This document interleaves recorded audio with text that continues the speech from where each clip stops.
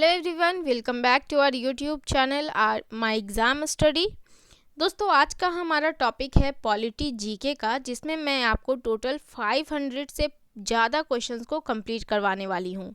और इस क्वेश्चंस को हम लोग सेट वाइज कंप्लीट करेंगे। ठीक है, सेट वाइज क्यों? तो हर एक सेट में पॉलिटी के आपको एक अलग टॉपिक के बारे में एमसीक्यूज़ करने को मिलेंगे।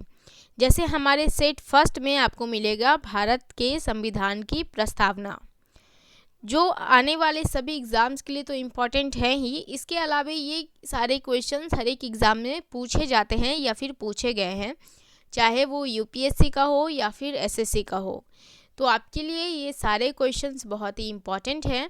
तो दोस्तों, हमारे साथ शुरू से अंत तक बने रहें सारे क्वेश्चंस को देखने के लिए। और यदि आपको ये वीडियो पसंद आता है तो अपने दोस्तों के साथ भी शेयर करें। तो गाइज, हमारा पहला क्वेश्चन है, निम्न में से धर्मनिरपेक्ष का सही अर्थ क्या है? तो निम्न में से धर्मनिरपेक्ष का सही अर्थ है कि सभी धर्म समान हैं और सरकार का उन्हें समान समर्थन प्राप्त है। यानी कि भारत देश में जितने भी धर्म हैं, जितने भी धर्म को मानने वाले लोग हैं, वो सभी अपने अपने धर्म को मानने के लिए और उनका अभ्यास करने के लिए पूरी तरह से स्वतंत्र हैं। वो अपने धर्म का प्रचार प्रसार भी कर सकते हैं। यानी कि भारत देश में सभी धर्म समान हैं। नेक्स्ट क्वेश्चन, निम्नलिखित में से कौन सा कथन सत्य है यानी कि सही है?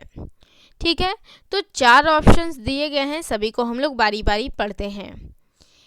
बेरूबरी केस में सुप्रीम कोर्ट ने कहा था कि प्रस्तावना संविधान का भाग नहीं है। वहीं केशवानंद भारती केस में सुप्रीम कोर्ट ने कहा था कि प्रस्तावना संविधान का भाग है। और तीसरा पॉइंट कि भारतीय संविधान की प्रस्तावना को कनाडा के संविधान से लिया गया है। और गाइज, हमारा प्रश्न है कि निम्न कथन में से कौन से कथन सही हैं? तो आप जान लें कि इन तीनों में से आपका कोई कथन सही नहीं है, इसलिए आपका आंसर हो जाएगा ऑप्शन नंबर डी। अब दोस्तों, जब बात आई है भारतीय संविधान की प्रस्तावना की कि किस देश के संविधान से लिया गया है, तो आपको बता दें कि भारतीय संविधान की प्रस्तावना को लिया गया है अमेरिका के संविधान से। वहीं दूसरा पॉइंट कि भारतीय संविधान की प्रस्तावना की भाषा को कहाँ से लिया गया है, तो भारतीय संविधान की प्रस्तावना की भाषा को लिया गया है ऑस्ट्रेलिया से। तो आपको अमेरिका और ऑस्ट्रेलिया इन दोनों में कंफ्यूज नहीं होना है। चलिए तीसरे क्वेश्चन की ओर चलते हैं दोस्तों।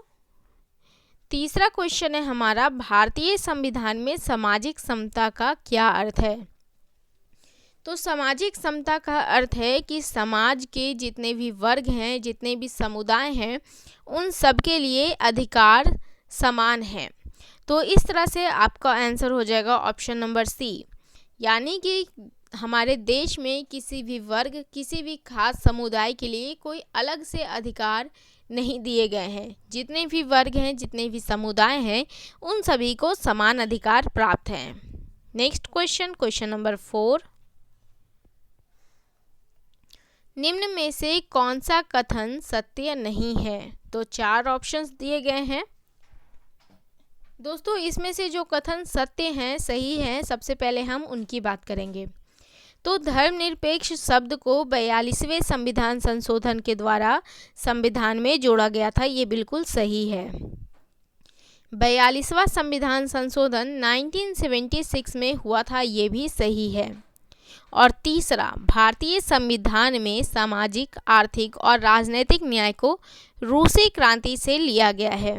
तो दोस्तों, इस तरह से आपको इस क्वेश्चन में 3 पॉइंट क्लियर हुए हैं कि 42वां संविधान संशोधन कब हुआ था, 42वें संविधान संशोधन में किस शब्द को जोड़ा गया था। तो आप इस तरह से देख सकते हैं कि आपके 3 क्वेश्चंस कंप्लीट हो गए हैं। अब इसमें से कौन सा कथन सत्य नहीं है? तो आपका ऑप्शन नंबर 1 आपका आंसर है, और ये कथन सत्य नहीं है। यानी कि भारतीय संविधान के लागू होने की तिथि 26 नवंबर 1949 है, ये गलत है। तो सही क्या है? तो भारतीय संविधान के लागू होने की तिथि है 26 जनवरी 1950। वहीं 26 नवंबर 1949 को भारतीय संविधान पूरा बनकर तैयार हो गया था। तो आपको ये डेट्स में कंफ्यूज नहीं होना है। चलिए चलते हैं क्वेश्चन नंबर 5 की ओर। के.एम. मुंशी का संबंध किससे है? तो दोस्तों आपको बता दें कि के.एम. मुंशी का संबंध है संविधान की प्रारूप समिति से। अब आप कहेंगे कि संविधान की प्रारूप समिति क्या थी? दरअसल संविधान के मसौदे को तैयार करना यानी कि संविधान के ढांचे को तैयार करना ही संविधान की प्रारूप समिति का काम था और इसमें के.एम. मुंशी भी शामिल थे, उनका भी योगदान था।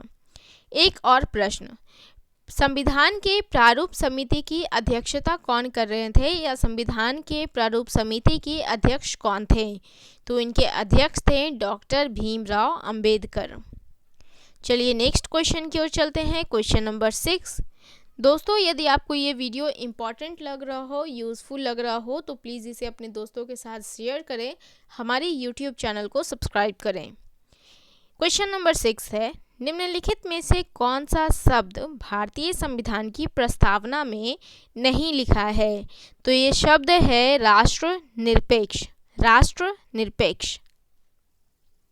क्वेश्चन नंबर 7, निम्न में से किसने संविधान की प्रस्तावना को संविधान की कुंजी नोट कहा है? तो ऐसा कहा है अर्नेस्ट बार्कर ने। संविधान की कुंजी नोट का मतलब है कि संविधान जो हमारा है उसका पूरा सार कहाँ है? तो हमारे संविधान की प्रस्तावना में, और इसे किसने कहा है? अर्नेस्ट बार्कर ने। नेक्स्ट क्वेश्चन की ओर चलते हैं, क्वेश्चन नंबर 8। संप्रभु भारत के मामले में कौन सा कथन सही नहीं है? तो संप्रभु भारत के मामले में जो कथन सही नहीं है वो है ऑप्शन नंबर डी,